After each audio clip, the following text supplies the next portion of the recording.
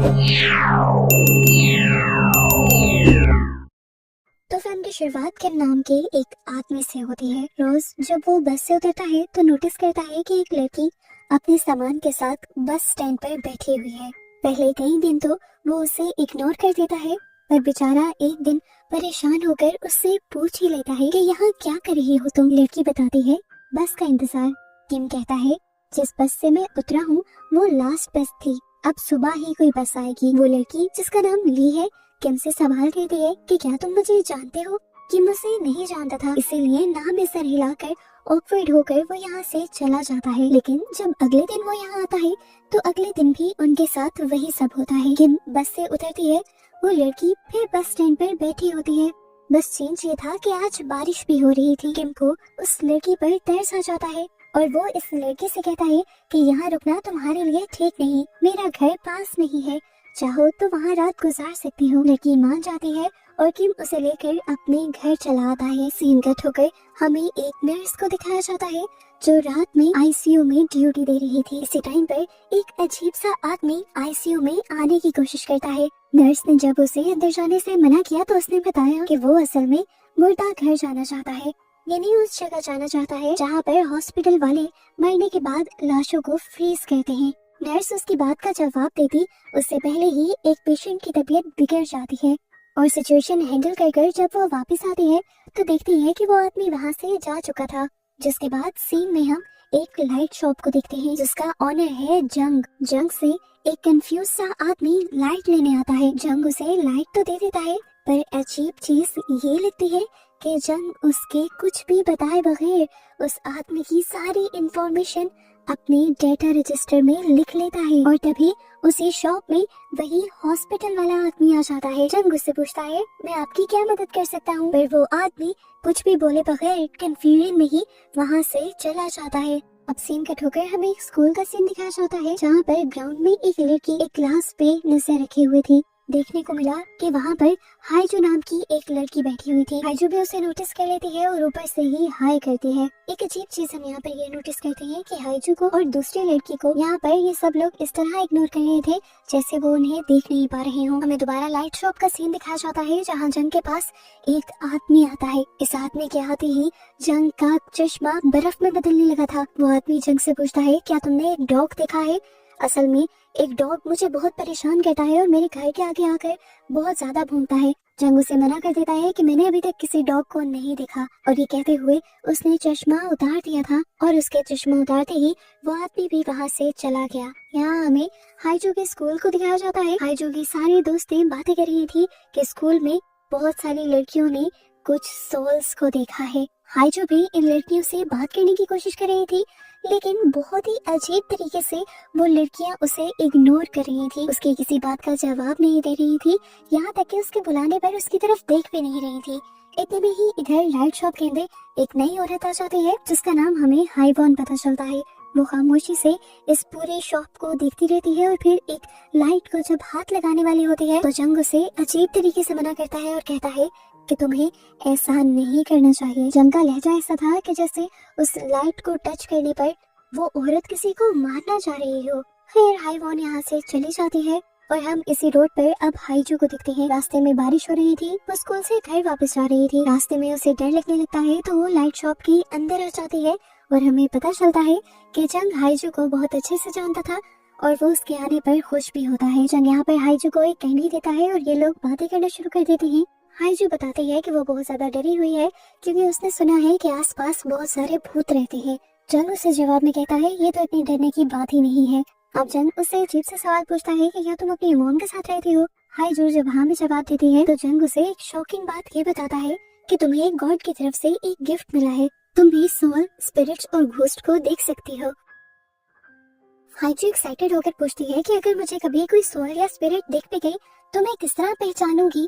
जंग कहता है कि तुम्हें गौर से देखना होगा उन लोगों को, उनके अंदर कुछ न कुछ एबनॉर्मल होगा। हाईजू सोच में पड़ जाती है और इधर हमें जंग का रिफ्लेक्शन नीचे मिरर में दिखाया जाता है। वो बिल्कुल बूढ़ा दिख रहा था, यानी जंग खुद भी एक भूत ही था। सीन कट होता है और हम दूसरी तरफ दोबारा देखते हैं किम को।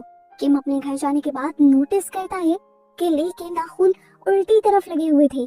और इस चीज से वो बहुत ज्यादा डर जाता है और हम देखते हैं कि उसी टाइम ली उसके ऊपर हमला कर देती है। ली ने उसके साथ क्या किया ये तो नहीं दिखाया गया, लेकिन उसके बाद ली अपना टची किस लिए किम के घर से बाहर निकल रही थी और अब उसकी टची किस से खून टपक रहा था। हाई जू जो अब घर के लिए निकल चुकी थी वो भी ली को देख लेती है और ली को देखकर हाय बोलती है और हैरान होकर ली पीछे मुड़कर उसे देखती है। ली खुद हैरान थी कि हाई जू उसे कैसे देख सकती है, क्योंकि ली तो एक भूत थी। इसी टाइम पर हमें रोड पर यूजी नाम के एक और लड़के को भी दिखाया जाता है। वो भी जब स्कूल से वापस घर जा रहा था तो उसे बहुत ज्यादा डर लग रहा था। अपने डर को कम करने के लिए वो गाना गा रहा होता है और घर के अंदर सियोन नाम की लड़की उसके गाने से बहुत ही ज्यादा तंग पड़ रही होती है। वो अपना काम नहीं कर पा रही थी उसके गाने की वजह से। ऊपर से यहाँ पर लाइट भी चली गई और लाइट के जाते ही हमें उसके पीछे की शैडो में किसी और को उसके साथ दिखाया जाता है और इस बात से सियोन बिल्कुल अनजान थी। खैर अब वो लाइट को चेक करने जाती है तो पता चलता है कि मेन स्विच बंद नहीं था, लेकिन फिर भी लाइट नहीं आ रही थी और ऐसा सिर्फ उसी के घर में हो रहा था। वो इस चीज को भी ये सोचते हुए इग्नोर कर देती है कि ये घर बहुत पुराना है, कोई टेक्निकल खराबी होगी यहाँ पर। वो कमरे में आकर दोबारा लैपटॉप खोलकर अपना काम कंटिन्यू करती है तो यूजी की आवाज दोबारा उसे परेशान करती है और वो विंडो से ही यूजी को गाना बंद करने को कहती है। तभी यूजी भी उसी घर की विंडो की तरफ देखता है और उसे सियोन के पीछे कोई खड़ा हुआ दिखाई देता है, जिसकी वजह से वो डर कर यहाँ से भाग जाता है। यहाँ अब हमें हॉस्पिटल में नर्स को दिखाया जाता है। नर्स इस टाइम वॉशरूम में थी तो वॉशरूम की वेंटिलेशन से कोई निकलकर लटक कर उसे देखने लग जाता है। नर्स उसे देखकर डर तो जाती है लेकिन चिल्लाती नहीं, बल्कि वो अपनी आंख और कान बंद कर लेती है और उस एंटिटी को पूरी तरह से इग्नोर कर देती है, जिसके बाद वो एंटिटी वहां से गायब हो जाती है। सीन कट होकर अगली रात दोबारा हमें हाईजो को दिखाया जाता है, जो रात में दोबारा जब स्कूल के बाद अपने घर आ रही थी तो रास्ते में उसे हाईवॉन दिख जाती है। इस टाइम बारिश हो रही थी। हाईजो ने हाईवॉन से अपना अम्ब्रेला शेयर किया। वो बातें करते हुए चल रहे थे पर अचानक से हाईवॉन लंबी होने लगी और बड़ी होते होते उसका कद बहुत ही ज्यादा लंबा हो गया। हाईजो उसे देखकर डर गई और समझ गई कि वो इंसान नहीं है जिस तरह जंग ने उसे बताया था। जंग ने उसे ये भी बताया था कि अगर इस तरह कोई भी उसके सामने आ जाए तो वह बिना उसकी तरफ देखे सुने उसे इग्नोर करके यहाँ से चली जाए। पहले पहले तो हाईजो यही बात मानकर सीधा सीधा चलने लग जाती है, लेकिन जैसे ही हाईजो पीछे मुड़कर दिखती है तो पता चलता है कि हाईवॉन अभी भी उसके पीछे आ रही थी लंगड़ाती हुई।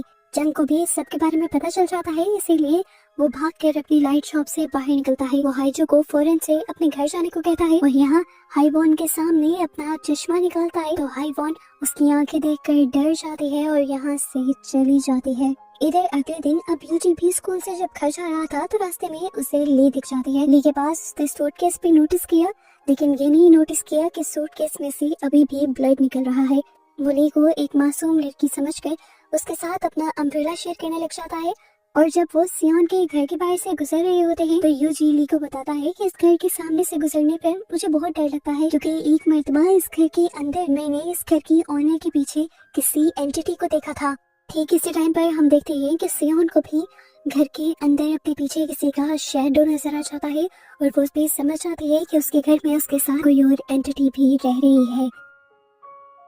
बाहर हम दोबारा यूजी और ली को देखते हैं। बातें करते करते यूजी ली के हाथ देख लेता है और नोटिस करता है कि ली के नाखून उल्टी साइड पर जुड़े हुए थे और ये देखकर वो समझ आता है कि ली भी इंसान नहीं थी और खौफ के मारे उसकी जान निकल जाती है। डर के मारे वो नीचे भी गिर जाता है और उसके पाँव भी टेढ़े हो जाते हैं। वो जोर जोर से कांपने लग जाता है और ली से पूछती है क्या तुम ठीक हो? यूजी उसके किसी बात का जवाब नहीं देता और लंगड़ाते हुए यहाँ से चला जाता है, जिसके बाद ली उस लाइट शॉप के अंदर आ जाती है। जंग ली से पूछता है कि तुम्हें क्या चाहिए, मैं तुम्हारी क्या मदद कर सकता हूँ। ली इस टाइम एक बल्ब को गौर से देखती है और जंग से कहती है मैं जानती हूँ कि मुझे क्या चाहिए। इसी दौरान वो वापस आने के लिए मुड़ जाती है और यहाँ पर डिटेक्टिव आ जाते हैं। डिटेक्टिव किसी आदमी को ढूंढते हुए यहाँ आए थे और वो जंग से उस आदमी के बारे में पूछ रहे थे। इस दौरान वो नोटिस करते हैं कि ली जहाँ से गुजर रही थी वहाँ पर खून गिरा हुआ है। उनका ध्यान ली के सूटकेस पर तो नहीं जाता, लेकिन वो रुककर ली से पूछ लेते हैं क्या तुम्हें कोई चोट लगी है। ली नाम भी सारी ला देती है और यहाँ से बाहर जाने लगती है। ली की हालत भी काफी खराब थी, बाहर बारिश भी हो रही थी, इसीलिए डिटेक्टिव बारिश से बचने के लिए उसे अपना रेनकोट दे देते हैं। अब सीन का ढुकाया में दोबारा हॉस्पिटल का सीन दिखाया जाता है। हॉस्पिटल के मुर्दा घर में एक नर्स एक डेड बॉडी से डर जाती है और डॉक्टर को बताती है कि ये डेड बॉडी बोल रही थी। डॉक्टर बिल्कुल भी हैरान नहीं होता, नॉर्मल तरीके से उठता है और नर्स से कहता है कि चलो इससे माफी मांगो। दोनों मिलकर उस डेड बॉडी से माफी मांगते हैं। इसके बाद नर्स यहाँ से चली जाती है और डॉक्टर अकेले ही इस डेड बॉडी को तैयार करने लगते हैं और हमें दिखाया जाता है कि डॉक्टर उस डेड बॉडी से बात कर रहे थे। डेड बॉडी कंफ्यूज थी कि उसके साथ क्या हो रहा है, तो डॉक्टर उसे बताती है कि तुम मर चुकी हो। इसी हॉस्पिटल में अभी तक वो नर्स घर नहीं गई थी। वो जब लिफ्ट में होती है, अचानक से उसे एक बस ड्राइवर दिखाई देता है। वो बस ड्राइवर उसे देखकर रोने लग जाता है और उसके रोते ही उसकी आंखों के बजाय उसकी पूरी बॉडी में से पानी निकलने लगता है और ये पानी लिफ्ट में भर जाता है।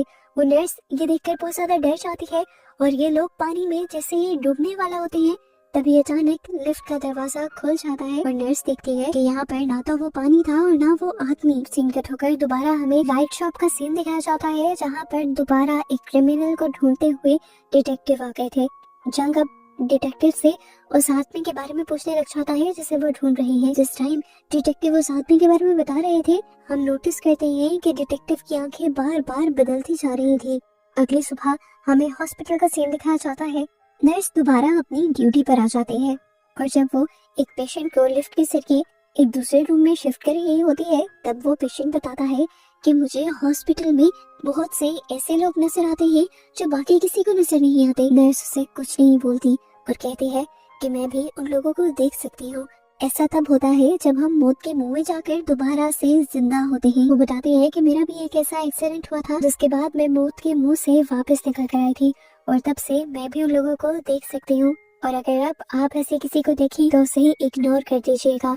इसके बाद नर्स उसे आईसीयू के एक रूम में ले आती है और यहाँ आईसीयू के रूम में हम बहुत सारे पेशेंट्स को देखते हैं जो कि कोमा में थे। हैरानी की बात थी कि ये सारे पेशेंट्स वही कैरेक्टर थे जिन्हें हम काफी देर से इस सीजन में देखते आ रहे हैं। यानी यहाँ पर एक बहुत बड़ा ट्विस्ट ये है कि हम जिन लोगों को देख रहे हैं वो जिंदा नहीं है, असल में उन कैरेक्टर्स की सोल हमें दुनिया में भटकती हुई दिखाई जा रही थी, क्योंकि ना तो वो मरे थे और ना ही जिंदा थे, वो कोमा में थे, इसीलिए उनकी सोल्स दुनिया में भटक रही थी। अब फाइनली हमें हाइजू को दिखाया जाता है। हाइजू हर मर्तबा लाइट शॉप से अपनी मोम के लिए एक बल्ब लाया करती थी, लेकिन अजीब बात ये थी कि जब भी वो घर पर आकर वो बल्ब लगाती थी, वो बल्ब फौरन से खराब हो जाता था। इस तरह उनकी डस्टबिन के अंदर बहुत सारे बल्ब जमा हो गए थे। हाइजू की मॉम इस टाइम उदास होती है तो हाइजू उन्हें गले लगा लेती है और इस टाइम एक बहुत ही अजीब चीज हाइजू फील रहती है कि अचानक से उनकी मॉम के अंदर से बहुत से फूलों की खुशबू आने लगी थी। सीन कट होकर हमें असल दुनिया का सीन दिखाया जाता है। हम उस डॉक्टर को देखते हैं जो एक डेड बॉडी को बता रहा था कि तुम मर गई हो। वो डॉक्टर किसी और से नहीं बल्कि हाइजू की मॉम से बात कर रहा था और इस टाइम वो हाइजू की मॉम की ही डेड बॉडी को तैयार कर रहा था। उसकी डेड बॉडी के इर्द गिर्द फूल लगा रहा था, जिसकी वजह से अब हाइजू की मॉम के अंदर से खुशबू आ रही थी। मतलब साफ है कि हाइजू की मॉम और हाइजू भी उस टाइम सोल्स की दुनिया में है। आखिर ये लोग सोल्स की दुनिया में आए कैसे थे? यहाँ पर ये मिस्ट्री खुलती है और कहानी पास्ट में जाती है। हम इस सीजन में दिखाए गए सभी कैरेक्टर्स को देखते हैं जो अपनी अपनी रूटीन फॉलो कर रहे थे। सबसे पहले हम किम को देखते हैं। किम अपने फियांसे से मिलने के लिए जा रहा था और किम की फियांसी कोई और नहीं थी बल्कि ली थी। जिसके बाद हमें हाईवॉन और सियोन को दिखाया जाता है और हमें पता चलता है कि ये दोनों एक साथ ही रहते हैं। और फाइनली अब हम हाइजू और उसकी मॉम को भी देख लेते हैं। हाइजू की मॉम हाइजू का बहुत ज्यादा ख्याल रखती थी। हमेशा हाइजू के डैड उसे लेने के लिए आया करते थे, लेकिन क्योंकि उस दिन हाइजू के डैड बिजनेस ट्रिप पर गए हुए थे तो इसीलिए हाइजू की मॉम खुद हाइजू को लेने आई थी। और यही इस स्कूल से निकलते हुए हमें यूजी को भी दिखा दिया जाता है। यूजी आकर एक बस में बैठता है जिसमें पहले से वही बस ड्राइवर था जिसे हम पहले देख चुके हैं, जिस टाइम वो नर्स के साथ लिफ्ट में था और पानी भरता जा रहा था। इस टाइम ड्राइवर नोटिस करता है कि बस की ब्रेक्स सही से काम नहीं कर रही, फिर भी वो इन्हें रिपेयर नहीं करता क्योंकि बस के निकलने का टाइम हो रहा था। और इस टाइम इस बस में सभी मेन कैरेक्टर्स भी थे। बस चल पड़ती है, बारिश हो रही थी, अचानक बस का बैलेंस बिगड़ता है, टायर पंचर हो जाता है, ब्रेक काम नहीं करती और बस जाकर ब्रिज तोड़ते हुए पानी में गिर जाती है। ली जो इस टाइम अगले टर्मिनल पर बस का वेट कर रही थी ताकि उसमें से किम निकले, वो ये एक्सीडेंट देखकर टूट जाती है। एकदम से सबकी जिंदगियां दांव पर लग जाती हैं। इमरजेंसी में सबको हॉस्पिटल लाया जाता है और सबकी हालत बहुत ज्यादा खराब होती है। हमें पता चलता है कि हॉस्पिटल तक आते आते हाइजू की मॉम और हाईवॉन दोनों की ही मौत हो चुकी थी और बाकी सब भी बिल्कुल ठीक नहीं थे। बाकी सब भी कोमा में थे। किम के मॉम डैड इस टाइम बहुत ज्यादा परेशान थे किम के लिए। ली किम की मॉम को मैसेज करती है ली की हालत पूछने के लिए, तो गुस्से में आकर किम की मॉम उसे कह देती है कि किम मर गया। क्योंकि वो नहीं चाहती थी कि ली किम के साथ रहे, रुके ली सुन और बोल नहीं सकती थी और उसका इस दुनिया में किम के अलावा कोई और था भी नहीं। किम की मौत की खबर सुनकर वो टूट जाती है और अपनी जान ले लेती है। यानी हमें पता चलता है कि सोल्स की दुनिया में 3 लोग मर चुके थे और बाकी सब जिंदगी और मौत के दरमियान वाले फेस में थे। ली ने सुसाइड की थी और सुसाइड इतने दर्दनाक तरीके से की थी कि उसके हाथ के नेल्स तक टूट गए थे। इसी वजह से सोल्स की दुनिया में उसके नेल उल्टे लगे हुए थे। अब सीन कट होकर दोबारा प्रेजेंट में आ जाता है और हमें वही सोल्स वाली दुनिया दिखाई जाती है। हम ली को उसी बस स्टैंड पर वेट करता हुआ देखते हैं जैसे वो अपने मरने से पहले कर रही थी। बस में से किम निकल कर आता है। असल में वो किम नहीं है, किम की सोल है, जो अब ये भी भूल चुका है कि ली उसकी फियांसी हुआ करती थी। हर रोज की तरह वो ली को देखता है, ये सोचता है कि ली उसे गौर से क्यों देख रही है और यहाँ से चला जाता है। हमेशा थोड़ी ही दूर जाने पर किम गिर जाया करता था क्योंकि असली दुनिया में उसकी दोनों टांगे टूट गई थी। इसीलिए इस सोल वाली दुनिया में भी वो सही से चल नहीं पा रहा था। इस सोल की दुनिया में किम का बार बार बस से निकलना, थोड़ा सा दूर जाकर गिर जाना और ली का फिर उसे संभालना, ये सब एक लूप में चल रहा था। किम हमेशा उसे संभाल कर अपने घर लेकर जाया करती थी और रोज उसकी टांगे सिल दिया करती थी ताकि वो इस सोल वाली दुनिया में भी चल सके और असली दुनिया में भी जल्द ही ठीक हो जाए। यानी ली को जहां हम पूरी मूवी में एक किलर समझते आए हैं, असल में वही किम की सबसे अच्छी हमदर्द थी। सीन कट होकर अब हमें सियोन को दिखाया जाता है जो अब अपने अंधेरे घर में थी। काफी देर लाइट नहीं आती, वो पागल सी होने लगती है और जैसे ही वो गिरती है तो उसे अपने एक्सीडेंट के बारे में सब कुछ याद आ जाता है। उसे याद आता है कि उसे बचाने के लिए उसके दोस्त हाईवॉन ने उसे पीछे से पकड़ लिया था। ये जानकर वो बहुत ज्यादा रोने लग जाती है और हाईवॉन उसे दिलासा देती है। यहाँ पर डिटेक्टिव भी सीक्रेट ऑन करने के लिए अपना लाइटर ऑन करता है और जैसे ही रोशनी में थोड़ा सा उसे अपना साया नजर आता है तो वो दिखता है कि उसका आधा सर गायब था। वो डर कर लाइट शॉप के अंदर चला जाता है और वो जंग से इन सारी चीजों के बारे में पूछता है कि ऐसे अजीब अजीब काम उसके साथ ही क्यों हो रही है। वो जंग से कोई भी सवाल करता है कि इस दुनिया में कभी सुबह क्यों नहीं होती, हमेशा रात ही क्यों रहती है। उसकी बातों के जवाब में जंग कुछ नहीं बोलता बल्कि अपनी ऐनक निकाल देता है और हम पहली मर्तबा उसकी डिमोनिक आईज को देखते हैं। यहाँ के देखकर डिटेक्टिव समझ गया था कि जंग कोई इंसान नहीं है और वो ये भी जान गया था कि वो भी अब इंसान नहीं रहा। डिटेक्टिव को अपना एक्सीडेंट तो याद था लेकिन अब वो जंग से जंग की कहानी पूछता है कि तुम यहाँ पर कैसे आए थे। जंग बताता है कि सालों पहले जब एक सिलसिला आया था तो हमारी बिल्डिंग गिर गई थी। उस बिल्डिंग में मैं और मेरी बेटी दोनों ही अंदर दब गए थे। मैंने अपनी बेटी को ढूंढने की और निकालने की बहुत कोशिश की पर जब मैं नहीं निकाल पाया तो मैं इस शॉप में मदद मांगने के लिए आया।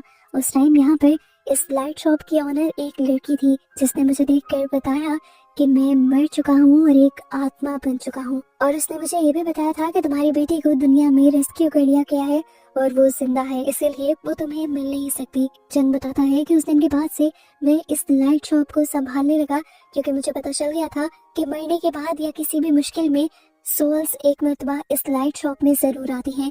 मैं इस उम्मीद में इस लाइट शॉप पे आज तक काम कर रहा हूँ ताकि मैं एक मर्तबा अपनी बेटी से मिल पाऊँ। अब डिटेक्टिव जंग से पूछता है क्या मैं मर चुका हूँ। जंग कहता है नहीं, तुम कोमा में हो, अभी तुम्हारी सोल सिर्फ यहाँ पर है। तुम वापस दुनिया में जा सकते हो और ये जगह तुम्हारे लिए एक पोर्टल जैसी है जो इस दुनिया को और तुम्हारी इंसानों वाली दुनिया को मिलाती है। तुम्हें यहाँ पर अपनी लाइट को ढूंढना है। अगर तुम्हें तुम्हारी लाइट मिल जाती है तो तुम वापस अपनी दुनिया में चले जाओगे। डिटेक्टिव इधर उधर देखने लग जाता है। यहाँ पर बहुत सारी लाइट्स थी। वो जंग से पूछता है मेरी लाइट कौन सी है और मुझे कैसे मिलेगी।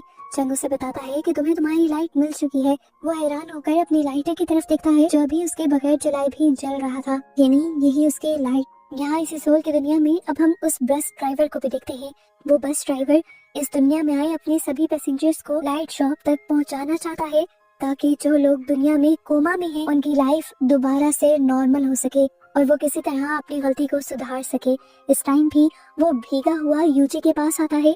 उसे लाइट शॉप तक ले जाने के लिए, ताकि यूजी अपनी लाइट ढूंढकर अपनी दुनिया में वापस जाए और नॉर्मल लाइफ गुजारे। वो यूजी को सारी बात बता देता है कि इस टाइम इस दुनिया में तुम असल नहीं हो, यहाँ पर तुम्हारी सोल है। वो उससे अपने किए की माफी भी मांगता है और फिर वो ड्राइवर उसे लेकर लाइट शॉप के अंदर आ जाता है।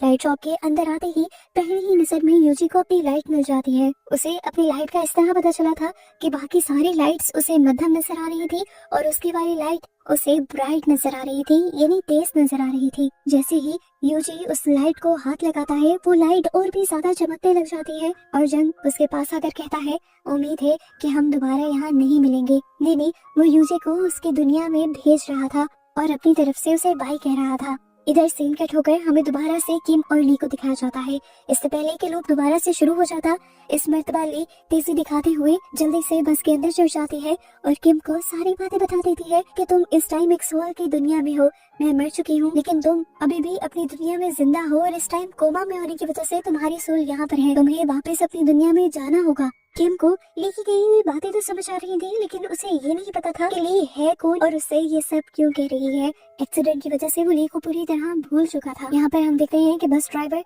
सियोन को लेने के लिए आया था। वहाँ पर उसे सियोन की फ्रेंड भी मिल जाती है, जिससे वो माफी मांगता है उसकी मौत के लिए। सियोन की फ्रेंड उसे माफ कर देती है और वो अब सियोन की फ्रेंड से रिक्वेस्ट करता है कि प्लीज तुम उसे लाइट शॉप में भेज दो। उसकी जिंदगी की बचने की कुछ उम्मीद है, वो अभी पूरी तरह नहीं मरी।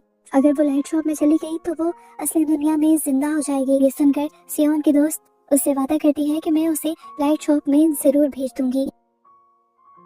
यहाँ अब हमें लाइट शॉप का ही सीन दिखाया जाता है, जहाँ पर इस टाइम लाइट शॉप के अंदर हाइजो की मॉम आई थी जो मर चुकी थी। वो लाइट शॉप में आई थी ताकि वो अपनी बेटी हाइजो के लिए लाइट ले सके और असली दुनिया में वो कोमा से बाहर निकल सके। लेकिन यहाँ पर जंगू से बताता है कि तुम्हारी बेटी को लाइट लेने के लिए यहाँ खुद आना होगा। यहाँ पर हाइजो की मॉम जंग को देखकर रोने लग जाती है, क्योंकि यहाँ पर एक बहुत बड़ा ट्विस्ट ये भी रिवील होता है कि हाइजो की मॉम असल में जंग की बेटी थी, जो उस दिन उस एक्सीडेंट में जंग से बिछड़ गई थी। वो इशारा करके ये बात जंग को समझा देती है और जंग अपनी बेटी से मिलकर बहुत ज्यादा खुश हो जाता है। फाइनली उसके सालों की मेहनत रंग ले आई थी, उसका यहाँ पे इंतजार रंग ले आया था। वो अपनी बेटी को गले लगा लेता है। जबकि सीन कट होकर हमें यहाँ पर दोबारा से उस बस ड्राइवर को दिखाया जाता है। वो बस ड्राइवर हाइजू से मिलने के लिए आया था। वो हाइजू को सारी बात बता देता है कि किस तरह से उनका एक्सीडेंट हुआ था, वो कोमा में है और इस टाइम उसे लाइट शॉप पर जाना होगा ताकि वो अपनी दुनिया में वापस जा सके। ये सारी बातें जानकर हाइजू को बहुत बड़ा झटका लगता है। हाइजू के साथ इतना कुछ जो अजीब हो रहा था, जिसकी वजह से वो डिस्टर्ब थी, आखिर वो वजह ये थी कि उसकी सोल कभी किसी को नजर ही नहीं आ रही थी। उसे आज समझ आया कि क्यों सभी दोस्त उसे इग्नोर करते थे और क्यों स्कूल में सिर्फ एक ही लड़की उसे देख पा रही थी। वो बहुत ज्यादा घबरा जाती है और घर जाती है, जहाँ पर वो देखती है कि उसकी मॉम उसकी लाइट लेकर आई हुई थी। यहाँ पर हाइजू को ये बात पता चलती है कि उसकी मॉम असली दुनिया में मर चुकी है। ये जानकर वो पूरी तरह टूट जाती है और अपनी लाइट लेकर अपनी दुनिया में जाने से इनकार कर देती है। हाइजू अपने दोनों हाथ बांध चुकी थी, वो लाइट नहीं पकड़ती, लेकिन हाइजू की मॉम उसे गले लगाती है, प्यार करती है, बहुत सारा समझाती है और जबरदस्ती उसके हाथ में उसकी लाइट पकड़ा देती है। इधर सियोन के दोस्त ने भी सियोन को वादा कर करके लाइट शॉप भेज दिया था। लाइट शॉप में जाकर सियोन ने देखा कि उसकी लाइट बहुत ही मध्यम थी, यानी उसकी जिंदा बचने के चांसेस बहुत कम थे। अगर वो जिंदा बच भी जाती तो ज्यादा बीमार रहती और वहाँ पर दुखी भी रहती, क्योंकि उसकी दोस्त यहाँ इस दुनिया में थी। इसीलिए वो वापस अपनी दुनिया में जाने से मना कर देती है और अपने घर वापस आ जाती है और अपनी दोस्त को बताती है कि आज के बाद वो कभी यहाँ से नहीं जाएगी। इधर हमें दिखाया जाता है कि ली भी जबरदस्ती किम को खींचते हुए लाइट शॉप तक ले आई थी। किम अभी भी ली को पहचान नहीं पाता, लेकिन ली की बात मानते हुए लाइट शॉप के अंदर जाता है तो उसे भी अपनी लाइट मिल जाती है। उसके अपनी लाइट को टच करते ही यहाँ पर तेज रोशनी होती है और फाइनली किम अपनी दुनिया में चला जाता है और पीछे से ली बिलक बिलक कर रोने बैठ जाती है, क्योंकि वो जानती थी कि आज के बाद वो कभी किम को नहीं देख पाएगी। सीन कट होकर हमें असली दुनिया का सीन दिखाया जाता है, जहाँ पर फाइनली यूजी को न सिर्फ होश आया था, बल्कि वो पहले की तरह नॉर्मल भी हो गया था। और यहाँ पर उससे मिलने के लिए वही नर्स आती है जिसे हमने मूवी के स्टार्ट में देखा हुआ है। हाइजू भी कोमा से बाहर आ गई थी, लेकिन हाइजू को दूसरी दुनिया में हुआ सब कुछ आज तक याद था। इसी वजह से वो बहुत ज्यादा दुखी थी, क्योंकि वो आखिरी मर्तबा अपनी मॉम से भी मिलकर आई थी। इस दुनिया में उसे अपनी मॉम की कमी बहुत ज्यादा फील होती थी। सोल्स की दुनिया में हमें दिखाया जाता है कि वो बस ड्राइवर अब सबसे माफी मांगने के बाद दूसरी दुनिया में भी अच्छे काम करने लगा था। उसने ड्यूटी ले ली थी कि जितने भी लोगों की सोल्स कोमा में उस दुनिया में जाएगी, वो उन सबकी सोल्स को लाइट शॉप तक लेकर जाएगा ताकि वो अपनी दुनिया में जल्द ही वापस जा सके। यही इसी दुनिया के अंदर अब लाइट शॉप में जंग के साथ साथ हाइजो की मॉम भी रहती है और ये दोनों बाप बेटी इस दुनिया में एक दूसरे से मिलकर बहुत ज्यादा खुश हैं। फाइनली असली दुनिया में हम किम को भी देख लेते हैं, जो कोमा से वापस तो आ गया था लेकिन आज भी उसे ली याद नहीं थी। ली के बारे में वो अपनी मॉम से और कुछ लोगों से सुनता तो है कि वो उसकी फ्रेंड थी, लेकिन उसे खुद उसकी कोई बात नहीं याद थी। हाँ, ये बात उसे जरूर याद थी कि सोल्स की दुनिया से असली दुनिया में आने में ली ने ही उसकी मदद की थी। डिटेक्टिव सॉन्ग भी अब अपनी लाइफ में वापस आ चुके थे, लेकिन अब दोबारा लाइफ मिलने की वजह से उन्हें भी इस दुनिया में मौजूद सभी सोल्स नजर आया करती थी और इसकी वजह से डिटेक्टिव काफी डिस्टर्ब रहने लगे थे। यहाँ पर डिटेक्टिव को एक अजीब सा आदमी मिलता है जो डिटेक्टिव को परेशान होने से मना करता है और कहता है, मैं समझ रहा हूँ कि आप दूसरी दुनिया के लोगों को और सोल्स को देखकर डिस्टर्ब हो रहे हो। पहले पहले मैं भी इसी तरह डिस्टर्ब हुआ करता था क्योंकि मैं भी उन सबको देख सकता हूँ, लेकिन आहिस्ता आहिस्ता सब कुछ नॉर्मल हो जाएगा। और ऐसे बस इन दोनों को दिखाते हुए ये सीजन यहाँ पर खत्म हो जाता है।